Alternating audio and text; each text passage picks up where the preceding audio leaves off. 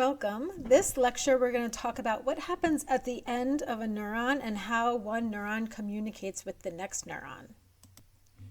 You can see here this axon coming down, coated in the myelin sheath, and you end up at these synapses, these synaptic terminals, and this is what it looks like close up.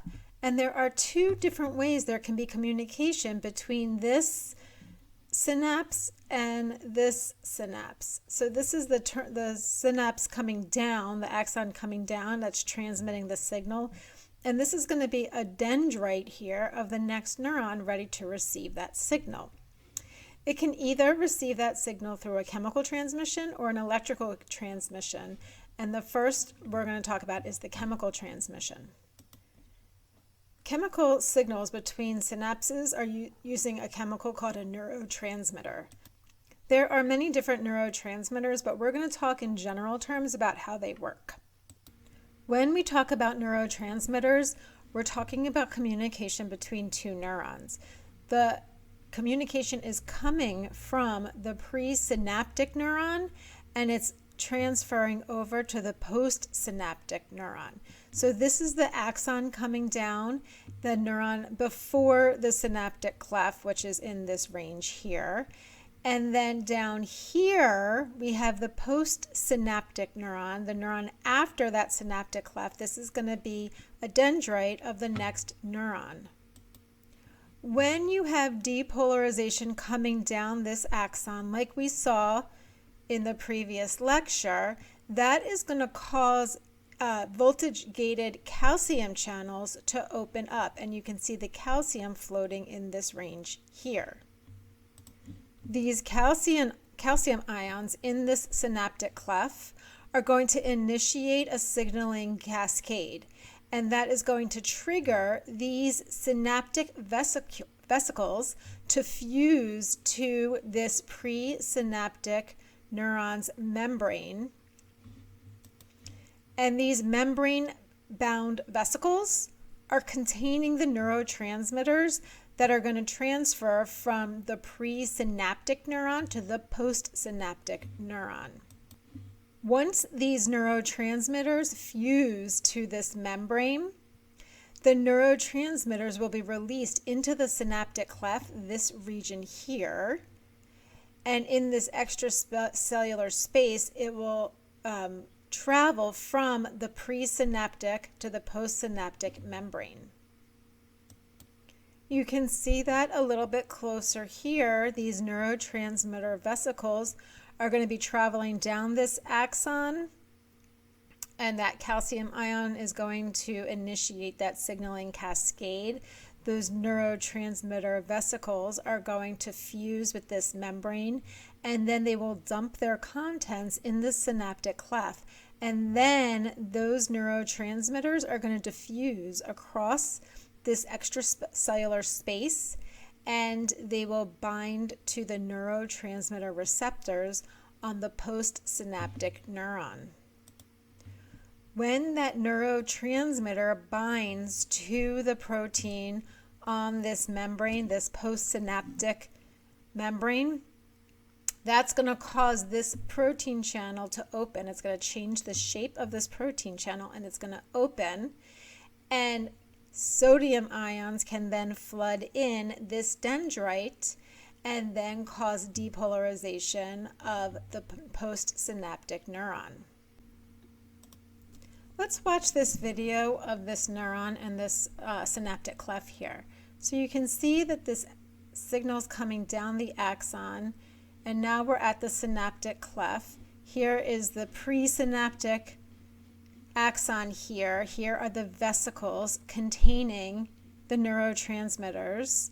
The calcium is going to flood in, triggering those neurotransmitters to move down that axon and fuse with this presynaptic membrane. And then those neurotransmitters will get dumped into this synaptic cleft, where they will be taken up by these ligand-gated channels. These ligand-gated channels will open when the neurotransmitter attaches to them, binds to them, and changes the shape of that protein, and then sodium can enter and cause depolarization of the postsynaptic neuron. Then those neurotransmitters will release from those channels the ligand binding proteins, and the whole system will be reset to happen again. Neurotransmitters and synapses can be excitatory or inhibitory. If the neurotransmitter opens that ion channel, that would be an excitatory transmitter, because then sodium can flood in, causing depolarization of this neuron. If it was an inhibitory neurotransmitter and receptor, then when that neurotransmitter binds to that receptor, it would keep it closed and not allow the sodium ions in, and preventing a depolarization or a stimulus in the subsequent neuron, which would stop the transmission of that signal altogether. This is a really cool image of a synapse, and you can see that all of those synaptic vesicles, all of those neurotransmitter vesicles are sitting there just waiting to be released. Once the neurotransmitters have been released into that synaptic cleft, three things can happen. They can either diffuse out of this space, they can be degraded by enzymes, or they can be recycled, which is also called reuptake. Sometimes you hear of drugs that are SSRIs, or they inhibit reuptake of serotonin. And so that is one neurotransmitter that can be brought back into the presynaptic neuron. And if you take a drug that is inhibiting that, you will prevent that neuron from reuptaking or recycling that neurotransmitter. Let's just do a real quick rundown of what's happening again. Remember that we have all of those sodium and potassium changes happening in this axon as it's moving down the axon. Those voltage-gated proteins and channels are opening and closing and causing that action potential that we talked about. And then that's going to reach down here, this synaptic terminal, where calcium is going to trigger those synaptic vesicles to start to move down to this synaptic membrane and fuse to the synaptic membrane, where it will release the neurotransmitters into that synaptic cleft. And then they can either they can bind to the neurotransmitter of the postsynaptic membrane, either opening it, allowing sodium to diffuse across, or closing it and not allowing sodium to move across, therefore ending that action potential. These neurotransmitters, they can float out of this space and be degraded by different parts of the body. They can be degraded by enzymes right here in this space, or they can be recycled, brought back up into this presynaptic terminal and reused again. So these are chemical synapses that we've been talking about. There are so many different types of neurotransmitters, and I just want you to know that there are a lot. You don't have to know the different neurotransmitters and what they do, but I just want to highlight just how many neurotransmitters there are, and I'm sure you've heard of some of these: dopamine, norepinephrine, serotonin, acetylcholine, glutamate, glutamic acid, GABA, and so a lot of them, and they're all going to be either degraded or reuptake. Some of them will be transported away. So lots of different types of neurotransmitters that can behave differently and carry out different functions in your nervous system. The last thing I want to show you is how neurons elicit a response in a muscle. So we talked about muscles, and here is a neuron that has a juncture with the muscle fibers. And remember that it's the actin and the myosin that need to be stimulated in order for there to be a response in the muscle.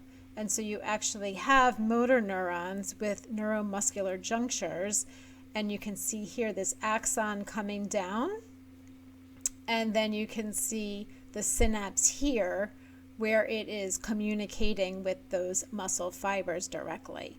And that is how you are getting a response from your muscle cells in response to a motor neuron.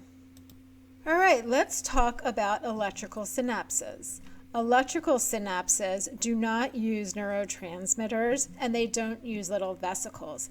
Instead, they have direct communication through protein channels from the presynaptic neuron to the postsynaptic neuron. This allows for a direct passage of the signal from one neuron to the next. This is really important for instantaneous communication, like in your heart muscles. You want all of those muscles to contract at the same time. So gap junctions are really helpful in synchronizing that stimulus. What's important to know about an electrical synapse is that you cannot have a graded response.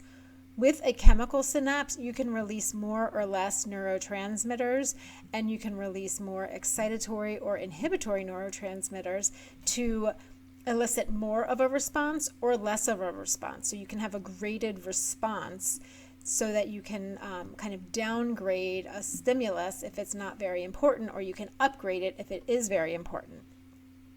With an electrical synapse, you cannot change it. You have the same exact response from one neuron to the next. This is what those gap junctions look like. So it's really just an opening, a pore from the presynaptic membrane to the postsynaptic membrane. There's nothing that's going to have to diffuse across a space or anything like that, so that those ions will just be flowing from one neuron to the next through these gap junctions. Another difference between a chemical synapse and an electrical synapse is that there would be a slight delay in the signal transmission in the chemical synapse compared to an electrical one. However, remember that the chemical synapse can amplify or inhibit unintended response. An electrical synapse has to maintain that exact same action potential across the synapse. Also, electrical synapses can only excite the adjoining neuron. They can't have an inhibitory response like the chemical synapse can. So therefore, again, the electrical synapses cannot be trainable like the chemical synapses can. They can't become more or less sensitive depending on their level of use or disuse. So the nervous system can actually learn what needs to be inhibited and what needs to be excited using the neurotransmitters, the chemical synapses, but remember that electrical synapses are only going to be used in instances where you need an instantaneous reaction and a synchronous reaction. The neurons that are transmitting signals from the body to the central nervous system or to the brain are called afferent neurons. And then efferent neurons are going to convey the signal from the central nervous system to the target effector cells of the peripheral nervous system. Neurons will only innervate a few cells to maintain a clear and directed line of communication. The peripheral nervous system produces two types of nervous response: the somatic nervous response and the automatic nervous response. The somatic effectors control all voluntary responses, and this is mostly the striated skeletal muscles, but also the sensory receptors that respond and react to external stimuli. Each muscle fiber will be innervated by only one motor neuron, and we saw that here. Many motor neurons will innervate the entire muscle body, but each muscle fiber will only have one motor neuron. The autonomic effectors control all autonomic functions and other muscle tissues. This includes cardiac muscle, smooth muscle, which we said lines your organs and your vessels. But this system also relies on vital information between the central nervous system and the internal organs. And this just shows one more level of organization within the body. As the nervous system controls our motor and secretory body responses, the endocrine system controls our inherent physiological responses. Unlike the directed nervous system, the endocrine system is a broadcast system, releasing hormones in the bloodstream, and the cells with matching receptors to the particular hormone will respond. Both systems are going to control animals' response to environmental cues. Hormones exert extreme control over physiological functions. Remember, these are broadcast signals, so they're not a direct signal like from one neuron to the next. They're releasing their chemicals into the bloodstream where cells with the proper receptor will pick up that signal and have a response. Glands are going to release hormones, and any cell with that particular hormone receptor will respond. The amount of hormones released from the particular gland can fluctuate based on external cues. The more hormone released into the blood, the stronger the response from the target cells. Hormones will be metabolized, so glands must continually make more hormones to regulate its intended response. Hormonal release can be regulated by the endocrine system, by other hormones, or by the nervous system, by neurohormones. Both of these systems have a feedback loop to regulate the amount and the timing of release. Once the hormone binds to its receptor cell, the cell is going to respond depending on the particular hormone. Some hormones will enter the cell and trigger protein synthesis through DNA transcription and translation. Protein synthesis will end when the cell has metabolized all of the hormone. For the cell to continue synthesizing the target protein, the specific hormone needs to be continually released. Other hormones can affect the cell's membrane and protein channels. And we know what this would have, how it would affect cells. These hormones will bind to the cell membrane, affecting the shape of the membrane or the embedded proteins in the membrane. These can regulate ions and molecules into and out of the cell. Wherever the receptor molecule is located, hormones regulate most physiological processes and patterns. Given this last statement, think about how many hormones your body has and how many receptors your cells must have to these molecules. This is an enormously vast system with huge overarching regulation. We'll discuss hormones in many other areas this semester, and hopefully you'll start to gain an appreciation for them. The study of endocrinology has always fascinated me, and hopefully you'll find it fascinating too.